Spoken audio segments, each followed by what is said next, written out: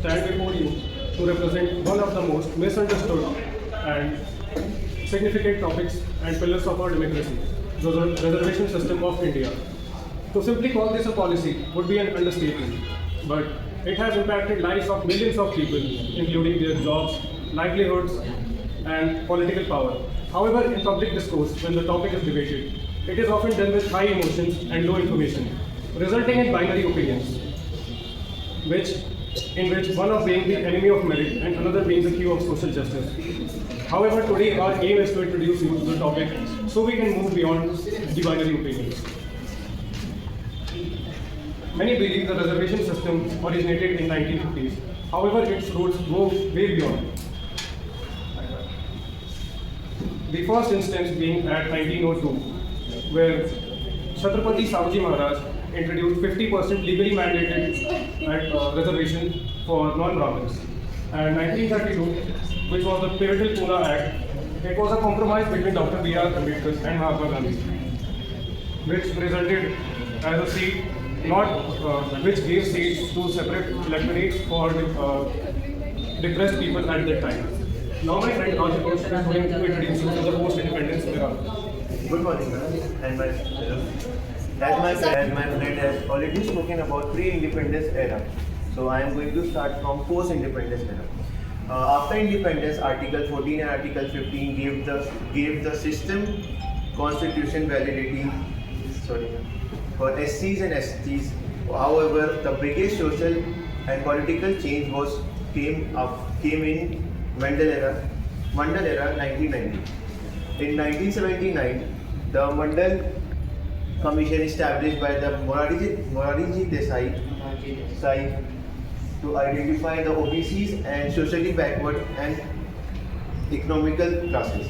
In 1990, the PM of India, VP Singh, implement massive 27% reservation for OBCs in the public sectors. This changed Indian political landscape, but as well as it light up the massive number of protests across the India. From 1993 to 2019, in 1992 under the Indra Savay judgment, so the Supreme Court of India implement an order which upholds 20% OBCs quota, but imposes 50% total cap in the creamy layer of India. In 2016, the reservation entered the elite educational centers like IITs and IIMs. In 2019, under the Act of 103 Constitutional Amendment, introducing 20% reservation for economical weaker section for general section. After my friend Suresh is going to speak about the key Constitution Act. Good morning, ma'am. Good morning, everyone. Myself, Surya Verma. Before we know about number and which it is important to the legal base that supports our constitution system. In this presentation, I will cover these topics: the key concept of the constitution, the Indra Savay judgment that provides the legal base for our constitution. So let's begin. The key concept of the constitution. Reservation is a fundamental key that provides the equality. The Article 16.4 and 15.4 provides positive discrimination for our backward classes SC and ST. The Article 16.4a allows reservation in promotion for SC ST, and the Article 335 states SC ST claims must be included while maintaining efficiency of administration. Now I am going to tell about Indra Savay judgment.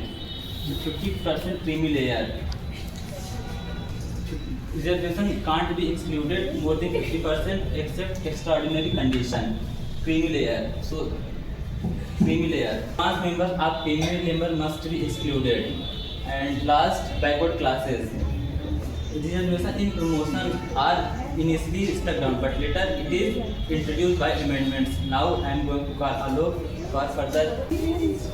Thank this so yes, first of all we will discuss about the current reservation percentage.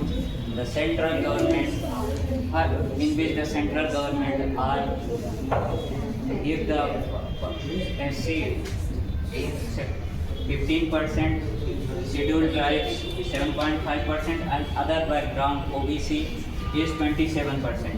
Economical, in which the economical weaker section are intact in the 2017, in which the 10% reservation give the EWS caste.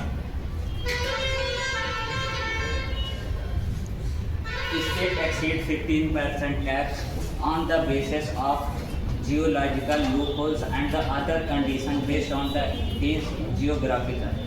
Now, first of all, we will discuss about the Tamil Nadu structure, in which in his 9th schedule, the Tamil Nadu has give the 69% reservation by the state quota, and after that, the Bihar in the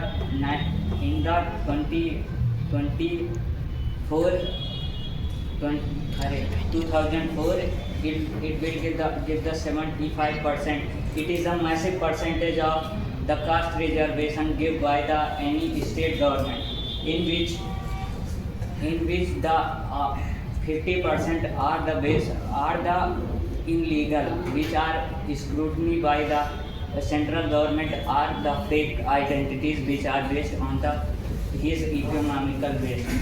And after the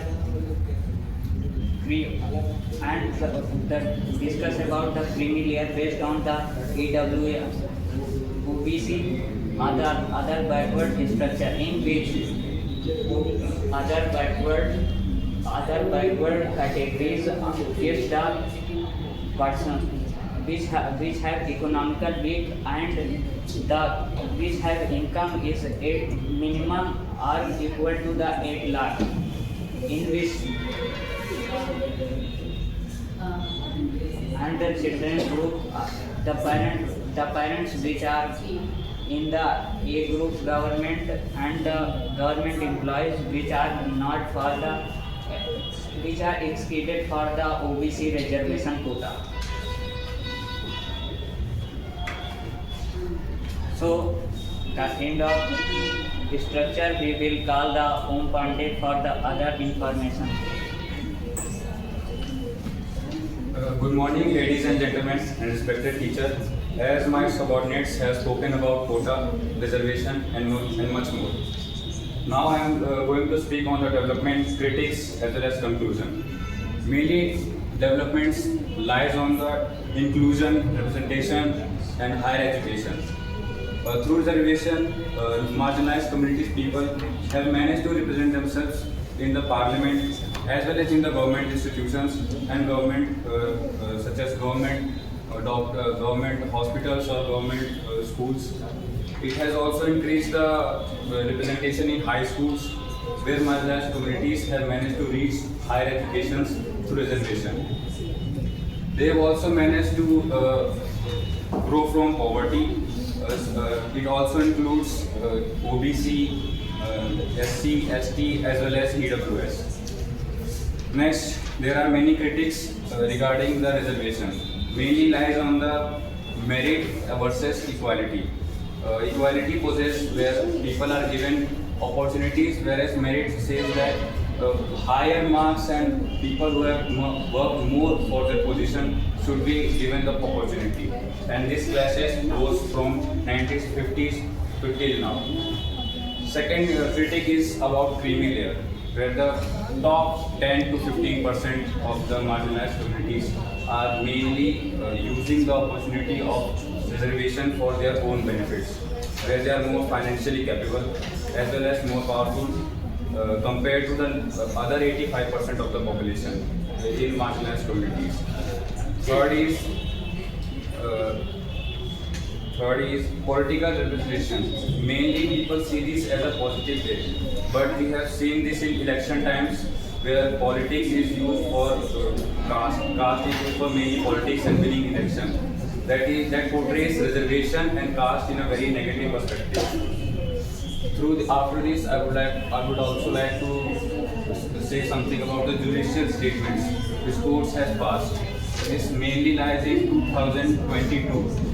This statement was passed by the Supreme Court, which justifies that having a financial reservation is justified by the law, where they have been given a specific name as EWS, economically weaker section. And 2024 and next 2025, there are many cases regarding this. In conclusion, I would like to say that the reservation is very dynamic as well as democratically correct, as well as complex institution which has helped many marginalized communities to rise from poverty, from underrepresentation, from harassment to a level where they can represent themselves, where they can be more, where they can feel themselves more representable. After that, I would like to say that although representation or reservation has given us many opportunities, but there are many more areas where we should focus, such as equality, merit, and judicial statements. At last, I would like to thank you to all my classmates and teachers for giving your precious time. Thank you.